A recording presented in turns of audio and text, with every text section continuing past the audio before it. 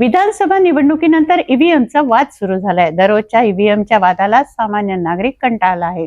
जनतेच्या वतीने राजेश मुंदडा यांनी देशातील प्रमुख नेत्यांना आवाहन केलं आहे। राजकीय पक्षांच्या नेत्यांना राजीनामे देऊन बॅलेट पेपरवर निवडणूक घ्या असं आवाहन त्यांनी पत्रकार परिषदेतून केलंय। जेव्हापासून या महाराष्ट्रातल्या विधानसभाच्या निवडणुका झाल्या तेव्हापासून कंटिन्यू ईव्हीएम हा मुद्दा आहे।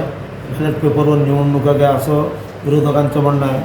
माझं सगळ्यांना मोठ्या नेत्यांना असं आव्हान आहे की त्यांनी त्यांच्या जे निवडून आलेले लोक आहेत त्यात राहुल गांधी असो किंवा पंतप्रधान मोदी असो यांनी यांचा राजीनामा यांच्या खासदारकी पदाचा व महाराष्ट्रातल्या मेन जे लोक आहे अजितदादा, देवेंद्र फडणवीस, नाना पटोले यांनी यांच्या आदित्य ठाकरे यांनी यांच्या पदाचा आमदारकीचा राजीनामा द्यावा व राजीनामा देऊन त्यांच्या मतदारसंघातच बॅलेट पेपरवर निवडणुका घ्याव्या व पूर्ण महाराष्ट्राला किंवा पूर्ण देशाला ह्या वेगळ्या परिस्थितीत न आणता आणीबाणीसारखी स्थिती न करता वेठीस धरू नये अशी माझी त्यांना हातपाय जोडून नम्र विनंती आहे।